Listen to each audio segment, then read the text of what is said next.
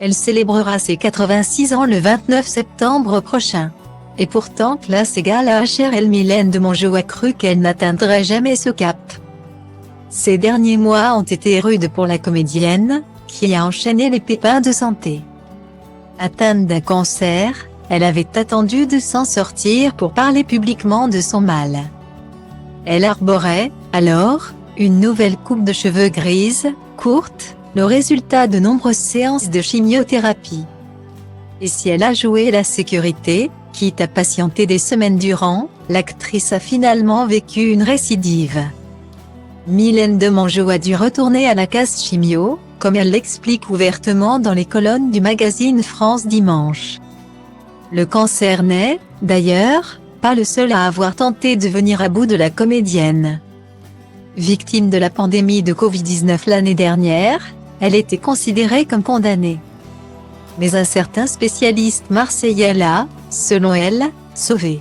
Il s'agit, bien entendu, du très médiatisé professeur, à qui elle dédie son prochain ouvrage intitulé Merci Raoult. Dans les pages de ce récit autobiographique, l'auteur raconte son combat contre le virus et son retour inespéré à la vie grâce à un savant mélange d'hydroxychloroquine et d'antibiotiques. Il faut reconnaître que c'est grâce à ce grand professeur que j'ai eu la vie sauve. Explique-t-elle. Atteinte du Covid l'an dernier et condamnée par les médecins qui ne donnaient pas cher de ma peau. Je m'en suis sortie parce qu'on m'a administré le traitement de Raoult. Tous assuraient que j'allais mourir. Que j'étais trop faible pour qu'on m'intube ou qu'on me plonge dans le coma. Guillemets.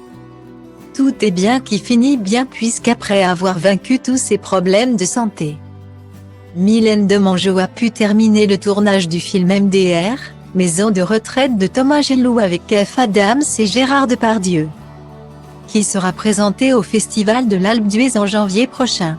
Elle a également tourné dans Deux vies, un épisode de la série Capitaine Marlowe qui sera diffusé en septembre 2021. Quant à son ouvrage, elle ira le remettre au professeur Raoult, à Marseille, en main propre, dès qu'il sera sorti. Retrouvez l'interview de Mylène de Mongeau dans le magazine France Dimanche, numéro 3911 du 13 août 2021.